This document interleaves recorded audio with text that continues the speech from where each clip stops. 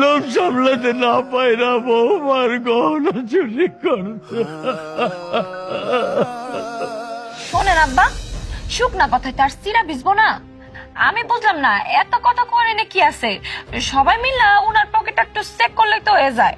করেন, আপনারা আমার চেক করেন, আমি চেক করতেছি। আমার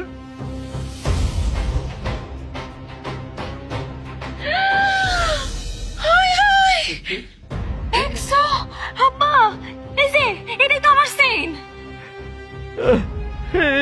এই মাল আমার পকেটে কি করে আসলো? আমি চুরি করি রে। তুমি এত লোভী, হ্যাঁ?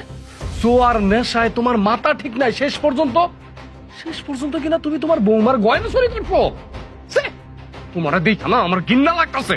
তোমার যদি টাকা লাগবে তুমি আমার কাছে চাইতা, আমি তোমারে টাকা দিতাম। চুরি করতে গেলে কেন? হ্যাঁ, চুরি কেন করতে গেলা? আলতাফ ভাই, কাজটা তুমি ভালো করো নাই।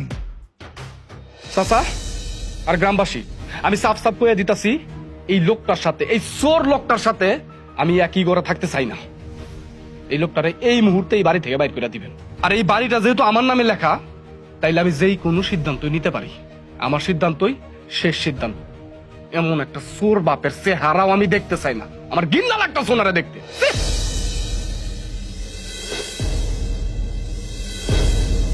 বাহ আলতাফ, বাহ, এই তিনটাই আমার দেখার বাকি ছিল। আমি অপেক্ষা করছি। তুমি যে ছেলের জন্য আমাকে ভালোবাসতে পারো নাই, আমাকে বিয়ে করতে পারো নাই, আজকে তোমার সেই ছেলে সবার সাথে তোকে চোর বানায় দিছে। এত বড় পুরস্কার তোমাকে দিল, খুব কষ্ট হচ্ছে তোমার জন্য। শেফা, তুমি? হ্যাঁ, আমি তোমার দেখতে আইছিলাম তো, আয়সা যা দেখলাম খুব কষ্ট হচ্ছে। এই ছেলের জন্য তুমি সারা জীবনের সুখ শান্তি বিসর্জন দিছ, আমার ভালোবাসা আখ্যান করছো। আজকে সেই ছেলে তোমাকে এত নিচে নামাইলো, এত নিচে। এই মহিলা, আপনি কে? হ্যাঁ, আপনি কোন সাহসে আমার পারিবারিক বিষয়ে নাক গলাই দিয়েছেন? আপনারা কে ডাকছে? হ্যাঁ, আমার আব্বা যেহেতু না আব্বা কো, আমার ঘৃণা লাগতেছে। এই লোকটা যেহেতু চোর প্রমাণিত হয়েছে, আমার কথাই শেষ কথা। এই লোক এই বাড়িতে থাকতে পারবো না। আপনি এই মুহূর্তে এই বাড়ি থেকে বাইরে হয়ে যাবেন। আকাশ, বাজার, তুই আমারে ভাত দিবি না? আচ্ছা ঠিক আছে, দিস না। আমি তোর ভাত খাবো না বাজার, এবারের সব কিছু তোর, কিন্তু ওই নারকেল গাছটা তো আমার। ওই নারকেল গাছটা আমার লতার হাতে লাগানো গাছ। আমি ওই গাছটার নিচে ছাউনি করে ওই জায়গায় থাকবো। আমি বাড়ি ছেড়ে কোনালে যাবো না। আমার দেশটা বাজার,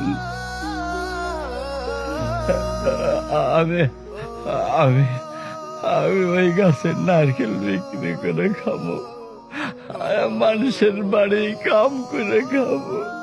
তাও আমার তুই এই ঠিক আছে শরীফ চাচা, আপনাদের যা ভাল লাগে আপনারা করেন। আমার এই লোকটারা দেখতে না ঘৃণা লাগতেছে, ঘৃণা। এই শোনো,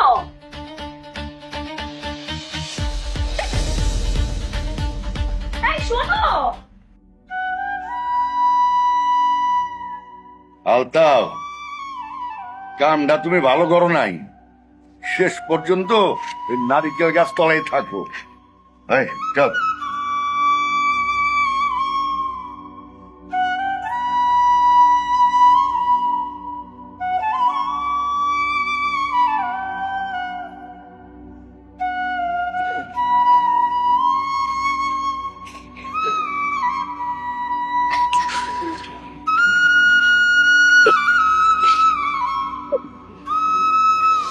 বাবা, দেখতে দেখতে দেখবা সময় চলে যাবে। আমি যাইতে চাইছিলাম না তোমার রেখে, কিন্তু তোমার ভবিষ্যতের কথা চিন্তা করে আমি যাইতেছি। বাবা তুই কোনো চিন্তা করিস না, আকাশে আমি নিজে কোলে পেটে করে মানুষ করবো, তুই নিশ্চিন্ত থাকিস। নিশ্চিন্তে কি আর থাকা যায়? আমার কলিজার টুকটারে আমি রাইখা যাইতাছি। তাছাড়া কোনো প্রবাসী নিশ্চিন্তে থাকতে পারে না। শিফা মাইয়াটা অনেক কান্দাকাটি করছে, তরে কত কইরা কইলাম আরে বিয়া কইরা তারপরে তুই বিদেশ যা। না তুই তো আমার কোনো কথাই শুনলি না। চাচি, সেবার সাথে আমার কথা হইছে, এই নিয়ে কোনো চিন্তা করো না। যেটা হইব না এটা নিয়ে কথা না বলাই ভালো। ওই দেখ মায়েরা কেমন এতিমের মতো খাড়ায় রয়েছে, ওরে দেখে আমার খুব কষ্ট হইতেছে। চাচি, তোমার মায়া লাগলে কি হইব? যার মায়া লাগায় তার তো লাগে না। মায়া লাগবে না কেন শেফা? আমি চাই না আমার আকাশ কোনো স্বপ্নের কোলে বড় হোক। একদিন না একদিন আমার আকাশ জানতে পারবে তুমি তার স্বপ্ন। শুধু এই কারণে আমি এই বিয়েতে রাজি নেই। আজকে আমি তোমার বউ হইতে আসিনি, আমি এই যে টিফিন বক্সে একটু খাবার নিয়ে আসছি।